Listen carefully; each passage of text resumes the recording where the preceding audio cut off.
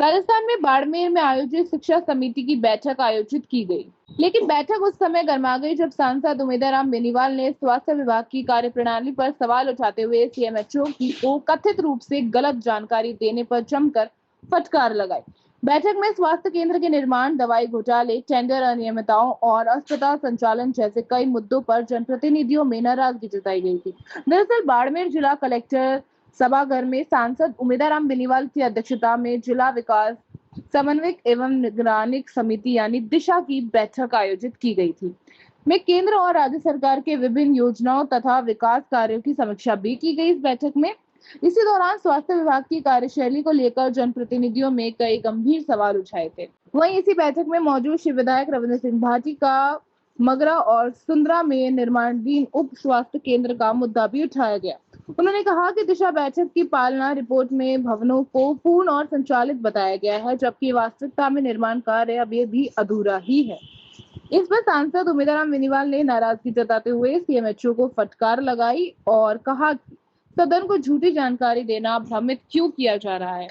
इसके साथ ही गिराब सीएचसी में मरीज की मौत के बाद एपीओ की गई एएनएम को दोबारा उसी स्थान पर लगाने का मुद्दा भी बैठक में गूंजा। वहीं बायतू उप जिला अस्पताल भवन के निर्माण के बावजूद सेवा शुरू नहीं होने को लेकर भी विधायक हरीश चौधरी ने सीएमएचओ को घेरा। उन्होंने कहा कि स्वास्थ्य विभाग अपनी जिम्मेदारी से पल्ला नहीं झाड़ सकता और लंबित कार्यों को जल्द पूरा किया जाना चाहिए। दिशा समिति की इस बैठक में स्वास्थ्य विभाग को लेकर उठे सवालों ने प्रशासनिक कार्यप्रणाली पर गंभीर प्रश्न खड़े कर दिए हैं। अब देखना ये होगा कि जांच और समीक्षा के बाद जिम्मेदार अधिकारियों पर क्या कार्रवाई होती है। जो भी केंद्र से संबंधित योजनाएं हैं उनका धरातल के ऊपर सही उपयोग हो और सही से क्रियान्वित हो, उसके बारे में ये इसमें वैसे नरेगा को इसके ऊपर भी काफ़ी विस्तृत चर्चा हुई, जेजेएम के ऊपर भी हुई और विद्युत विभाग के ऊपर और स्वास्थ्य विभाग के ऊपर, शिक्षा विभाग के ऊपर, सारे डिपार्टमेंट के ऊपर विस्तृत चर्चा की गई। और जो भी कमियां हैं, जैसे नगर परिषद के अंदर बहुत ज़्यादा अनियमितताएँ रही है, पहले पट्टे से संबंधित हो, अवैध कंस्ट्रक्शन से संबंधित हो, उन सारे मुद्दों पर विस्तृत चर्चा हुई और अधिकारियों को निर्देशित किया कि इनकी पालना हो और जो भी कमियां हैं उस समय पर उनका निस्तारण किया जाए। और इससे जो भी फर्जी पट्टे नगर परिषद के अंदर दिए गए थे, बड़ी संख्या में फर्जी पट्टों की शिकायत आ रही थी, तो उनकी भी निष्पक्ष जांच होकर उनका जल्दी से जल्दी निस्तारण किया जाए। और विशेषकर जो अभी पिछले दिन आंधी आई थी, उसके अंदर विद्युत व्यवस्था सारी सरमरा गई थी और हज़ारों की संख्या में पोल गिर गए थे, लाइनें जो बंद हो गई थी, गिर गई थी और बहुत सारी समस्याएं आई थी। तो उनको ठीक करने के अंदर विद्युत विभाग के पसीने सूख गए और 20-25 दिन बाद भी अभी पूर्ण रूप से विद्युत व्यवस्था ठीक नहीं हुई है। तो इसके बारे में भी विशेष डिस्कशन होगा और जेजेएम के बारे में।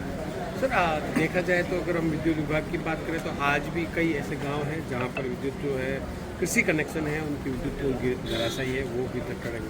दूसरी तरफ अगर हम बात करें स्वास्थ्य विभाग की, तो ऐसे भी मुद्दे आए जिसके अंदर स्वास्थ्य विभाग के अंदर जो सब सेंटर बने हुए नहीं है, पूर्ण नहीं है, उनको पूर्ण घोषित करके आपको भी यहाँ पर बताया गया, जिसके ऊपर हैंड ओवर कर दिया, काम हैंड ओवर कर दिया गया और कई जो प्रतिनिधि जनप्रतिनिधि उन्होंने आपत्तियां भी जताई इसको। बिल्कुल गैर जिम्मेदार अफसरों के ऊपर कार्रवाई होगी कि जिसने भी इनकी जारी की है और बिना काम पूर्ण हुए भी कंप्लीशन बता दिया, उनके खिलाफ सख्त कार्रवाई करने के निर्देश दिए गए और ऑफिसर के अंदर ऐसी अनियमितताएँ नहीं हो।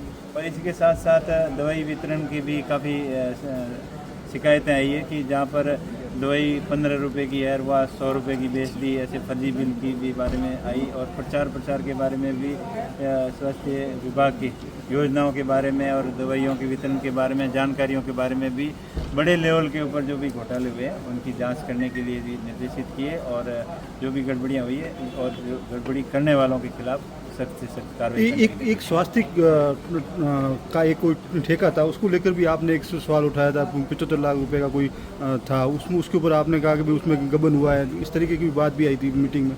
तो पहले सोशल मीडिया के माध्यम से और कुछ एजेंसियों के माध्यम से पता चला था कि वो खाली टेंडर हुआ, उसके काम हुआ ही नहीं, खाली फर्जी टेंडर करके और ऐसी फर्म को टेंडर किया जिसको उसके बारे में कोई एक्सपीरियंस नहीं था और पूर्ण रूप से उसमें गड़बड़ी की, उसके अंदर काम कुछ हुआ ही नहीं।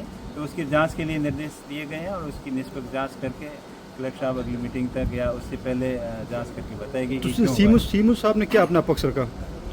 CMSO साहब पूरी तरीके से हड़बड़ाए हुए थे, या तो किसी के दबाव के अंदर काम कर रहे हैं या उनके काम करने की नीयत ठीक नहीं है।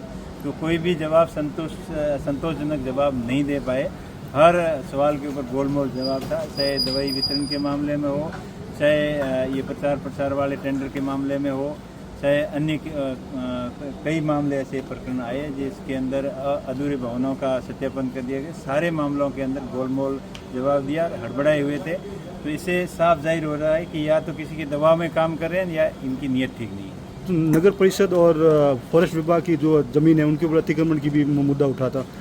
बिल्कुल, अतिक्रमण के ऊपर मुद्दा उठाया। तो कई मामलों के अंदर माननीय न्यायालय के अंदर विचाराधीन है मामले और उसके निष्पक्ष जांच करके उसके खिलाफ कार्रवाई करने का आश्वासन दिया गया और उनको निर्देशित किया कि जल्दी से जल्द कार्रवाई करके जो सरकारी भूमि है उसको अतिक्रमण मुक्त करवाए और जो भी फर्जी पट्टे दिए हैं उनको पट्टों को निरस्त करके जो अवैध निर्माण किए गए हैं उनको ध्वस्त करने की कार्रवाई करें।